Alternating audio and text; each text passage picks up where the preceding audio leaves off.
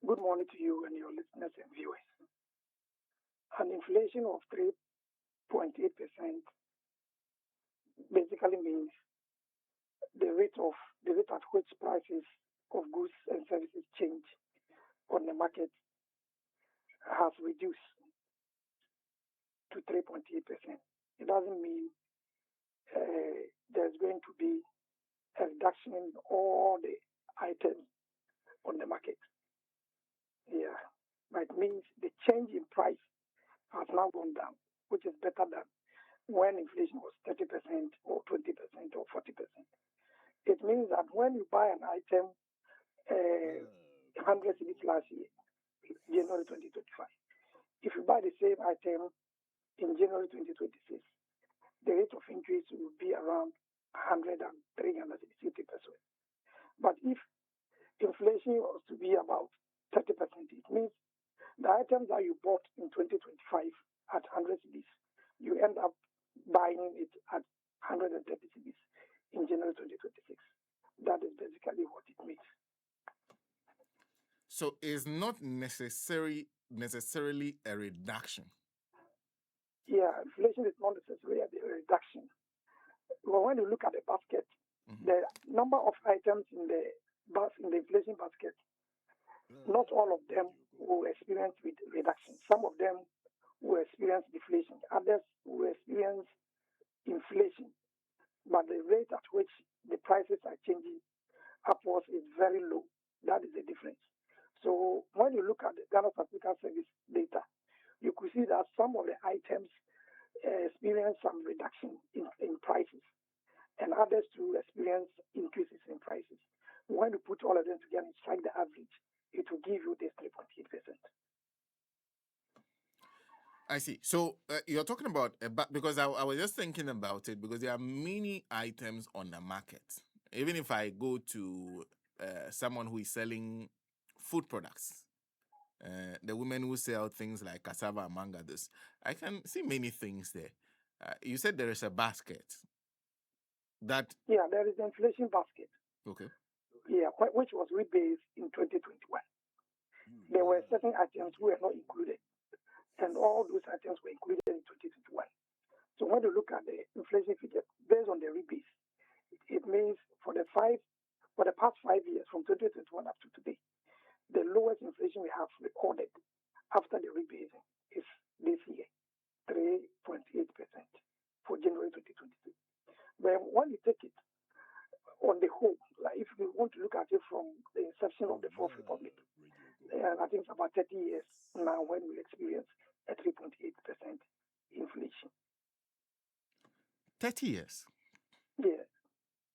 But you're saying the basket of goods that have been used over the period are not the same? Are not the same. When you take the inflation history, the history will give about 30 years. But when you look at the new repeat, which was taking place in 2021, where some of the items were not included in the basket were included, then you can say 5 years. Okay. And the significant thing about this inflation reduction is that it has been consistent for about 30 months now. Well, exactly what does that mean? Because I realized that the government statistician actually highlighted that the decrease over the 13 consecutive decreases. Yes. What it means, inflation benefits a lot of people. It benefits the ordinary person on the streets. It benefits businesses. And then, so when you look at when inflation is reducing consistently, like 30 months, when banks want to give you a loan, they also look at inflation. And the type of inflation they look at is the expected inflation. So everybody will look at what will be the expected inflation the following 2 or 3 months, and then they will factor that in their calculation. So if the expected inflation is going to rise, it means that whenever they are factoring it, they will look at a higher figure than what we see today.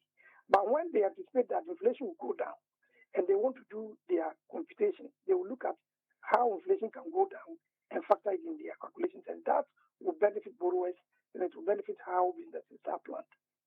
So it is very significant when we see inflation going down consistently. In fact, like you said, for 30 years, for most of us, when we started following the inflation debates, 3.8% sounds historical. Um, exactly what do you think is contributing to this trend that we're seeing? Yeah, first of all, you have to look at the government policy. The fiscal policy is one aspect, one factor that we can look at. And then two, apart from that, you also look at how exchange rate also fits into inflation and how increase in agri production also fits into inflation. Because currently, food inflation is around 3.9%. In January 2025, food inflation was above 27%. So it means there has been increase in food production and the prices of food on the market has also gone down. And that is evident for everybody to see.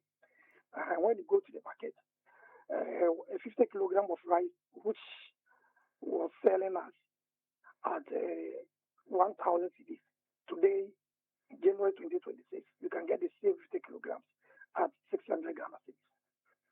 The same thing applies to maize. Somewhere December 2024, if you want to buy a 50 kilogram of maize, you need about 900 or 1,000 cedis. But today, if you have 500, you can get the same 50 kilogram of rice. So food has been a major contributor to the reduction in inflation currently as we see. And quite apart from that, import inflation too has come down because of the exchange rate. You know, the cedi has appreciated over 40% against the dollar. And as I speak to you, the Bank of Ghana rates around 10.5%, 10.9 cedis, as compared to 14 cedis in 2024. So it means products that you import into the country, if we import 10,000 worth, $10,000 worth of goods, and you want to get that $10,000 in where you import this kind of goods, you need about 160,000 or 140,000 in 2024. But at the same time, in 2026, if you need $10,000 to go and import goods from outside, you need about 110,000 Ghana cedis, and that has also contributed to reduction in import of goods and services in this country. Reduction in inflation, food import inflation, and the same thing when you come to the port as well. When we import products into the country and want to go and clear them, the duties are priced in dollars.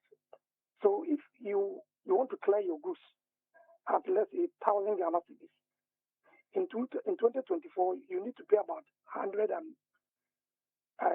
14,000 cedis to clear a goods worth 14,000 cedis, $1,000.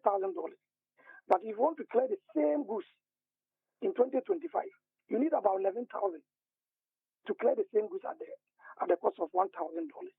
So all these are contributing factor to the reduction in inflation. So the exchange rate also plays a role in how inflation is also, coming down recently. So largely government policy. Largely government policy. Of course, you know the debates that happen usually in these cases when it comes to the politics. But if I am an individual and I want to find out whether or not, how do I measure the impact of this in my life? Yeah, you can measure the impact by looking at the prices of goods and services on the market. So if you're an individual and you used to buy gas, the 28 kilogram, you fill it at let's say 140 cedis as it used to be in 2024, and today you are filling the same gas cylinder at 100 Ghana cedis. Definitely, you see the impact. If you buy a bag of sugar at 900 Ghana cedis in 2024, and you are buying the same thing at 600 Ghana cedis in 2026, the difference is clear for you to see. If you're a driver and you are buying a gallon of petrol at 70 cedis in 2024, and you're buying the same gallon of petrol at 47 cedis in 2026, you can't say you didn't see the difference. The difference is clear for everybody to see. I see. But yourself, personally, I'm sure you are a consumer yourself. You buy things yourself. do these figures translate into your own life when you do an assessment? Yes, because your disposable income is very important. If there's high inflation, it affects your disposable income.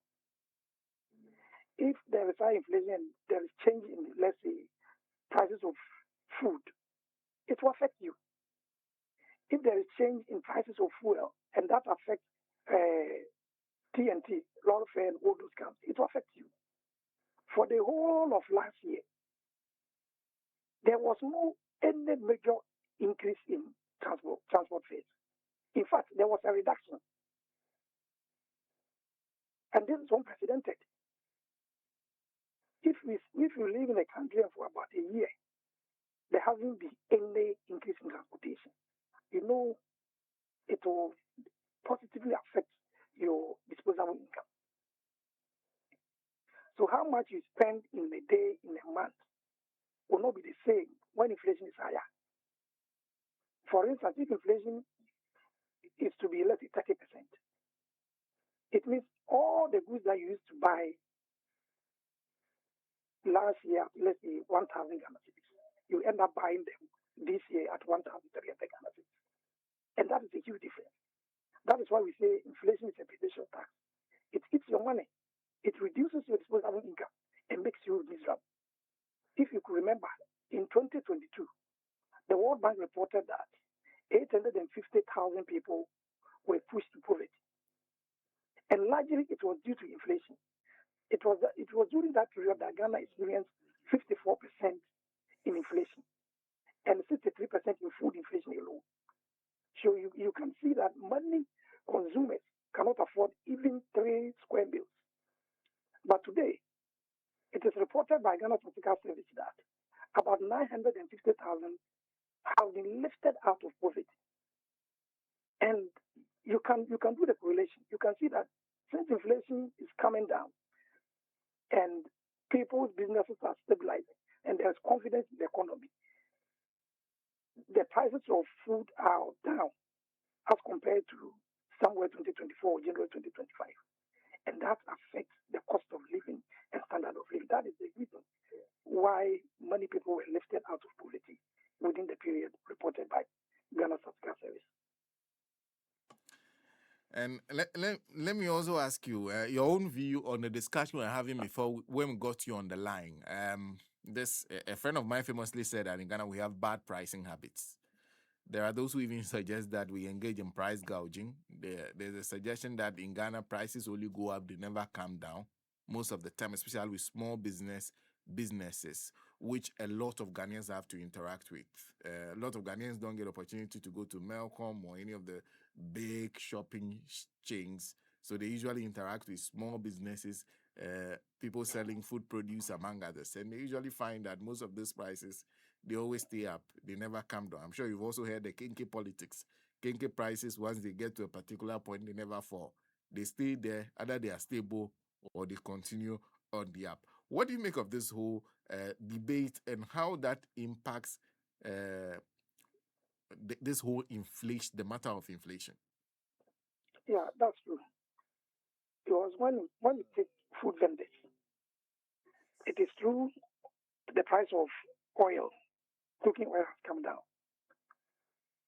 It was used to sell at 900 cedis. It is now around 550. Rice has come down from about 1,000 cedis to about 600 cedis. The price of gas is down. Almost all the things that are needed to cook, their prices are down. But when you visit the food vendor, their prices have been increased. That is very true. And I don't know what informed that. Because all the factors point to the fact that the prices of these commodities that are used for cooking, let's say rice or whatever it is, have come down. But when you want to go and buy wachi, the amount of money you use to buy wachi in 2024 has increased. If you go to the wachi seller, it's not the same as we used to buy in 2025. If you go and buy rice or wachi or whatever, or kinky. When a bag of rice, a bag of maize was around 1,000 cedis, When you visit the kenke seller, you can buy kenke at 4 cedi, at 5 cedis. But today, a bag of maize has reduced about 500 Ghana cedis. And yes, when you visit the kenke seller, they are selling around 7 cedis and 10 cedis. And that is a mismatch. And I don't know exactly what is informing that. Should we not put that to habit? Because we have the famous, what do you call it? History of what they used to call kalabule. It looks like the habits haven't changed. I think it's part of our habit. You see, that recently there were some scuffle between TPRTU, Ministry of Transport, and transport owners or drivers. Well, some of the drivers doesn't understand why for a whole 12 months transportation fares are not being increased. They don't understand. Even though prices of petroleum are down, we know in 2024 a gallon of super was around 70 or 80 cedis. But today you can buy it around 47. But still, the driver doesn't understand why. For about 12 months, they are unable to increase their fares. And so they are doing all forms of crooked things to take money from, from passengers. I think it's a habit. It's a kind of greed that I don't understand. And let me conclude by asking you, can inflation fall further? Yeah, inflation is likely to fall further. It's likely to fall further. It will fall marginally next year, next month. Yeah, it will fall again. But to get to a point where it will stabilize, we believe that by the close of the year, if inflation is moving around, let's say 3 to 5%, it will be better for people to manage their affairs. The government, the fiscal managers should do whatever possible to make sure inflation remains single digits.